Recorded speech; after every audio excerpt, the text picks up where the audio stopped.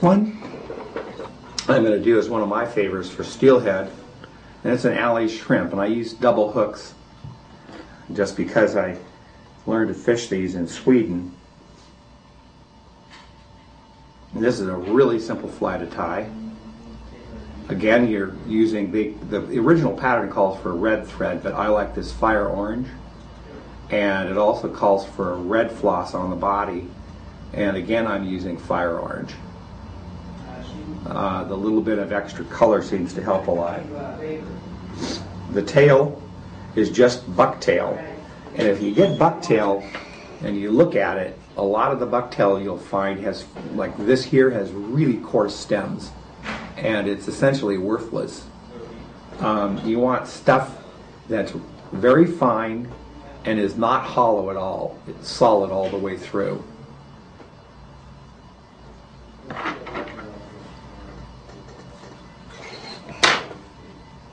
And you put in a lot less tail than you might think you would want. Even them up with your hands. Don't use a stacker. You want that staggered look. And I think I probably have about 20 fibers. And it's going to be 1.5 to 3 times the length of the body. Depends on what you're trying to do. And you wrap that down. And then over the top of that, I'm going to lock in place anywhere from 6 to 8 pieces of crystal flash. All right, good enough. Thank you. And that's going to be about the length of that tail. And it's usually better if you make them uneven. If you look at the appearance of this, it looks a lot better than if you just chop them off all equal. The rib on this one is just fine oval silver tinsel. Let's tie that on the hook.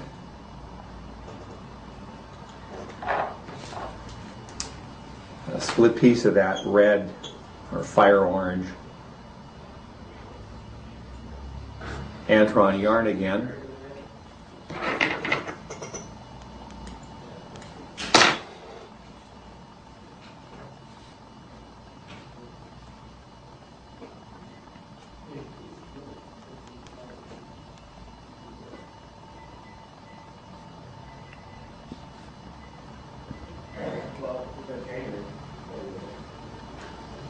And you want to wrap it up to not quite the halfway mark on the hook.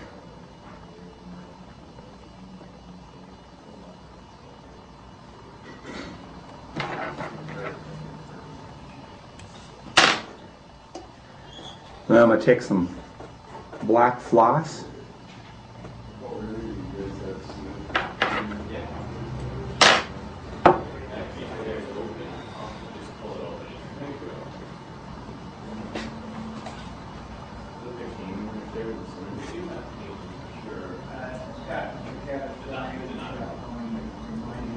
I'm going to spread that with my thumbnail so that it lays nice and flat.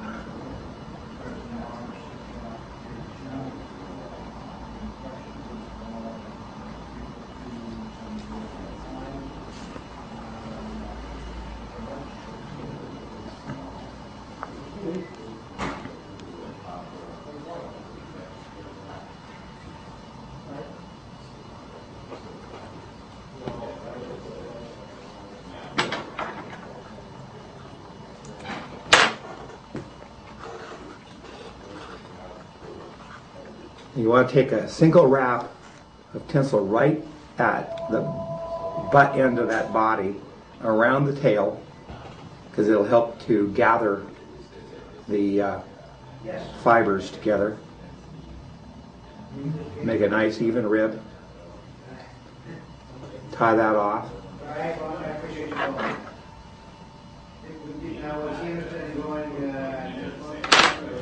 Then the underwing on this is just plain ordinary everyday Arctic fox, and you can buy a piece of it like so at any fly shop.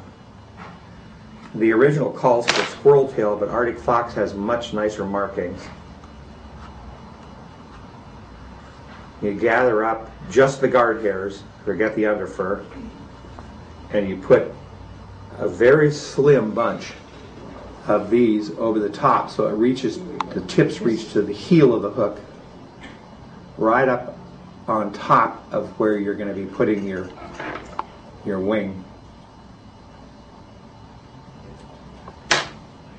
Tie that down. Take the hook and flip it over, and you're going to put a hackle, a beard style hackle of Arctic fox.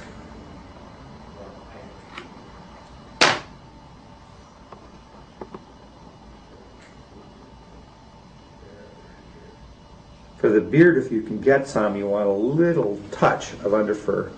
The underfur will compress and it'll flare slightly. And you want about twice as many fibers for this beard as you would for the underwing.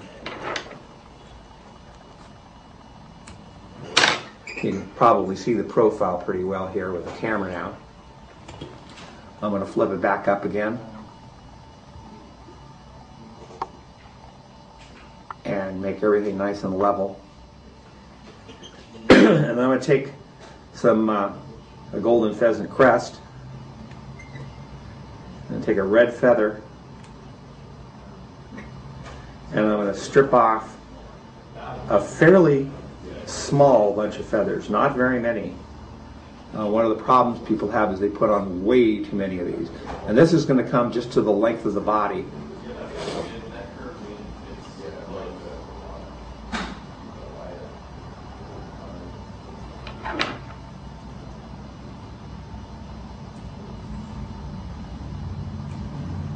Okay?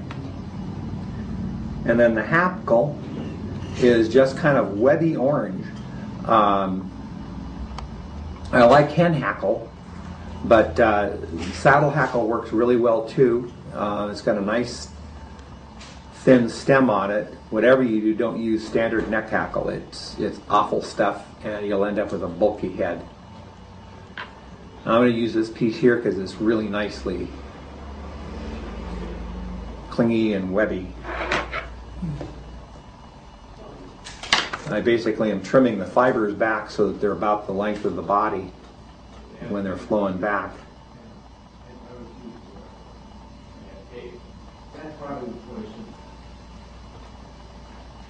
Fold the feather.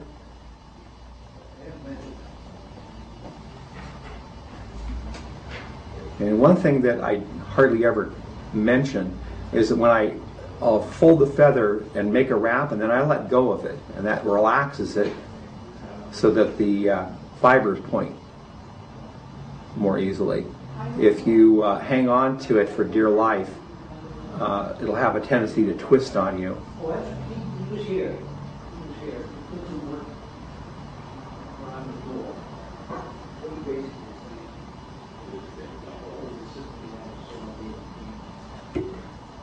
Break off that stem.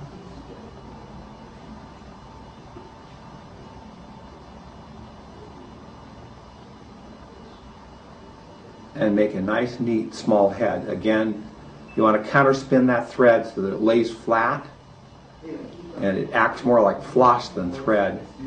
And you can tell when it's flat if you hold it over your fingernail or your thumbnail.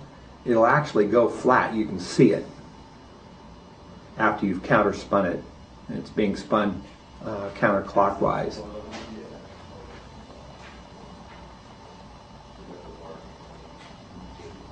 Okay? And then whip finish.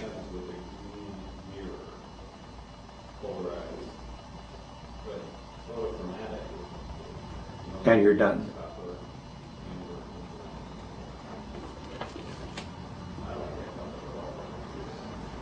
This is a size 6 hook, and it's one of my, along with a general practitioner, one of my more favorite steelhead flies.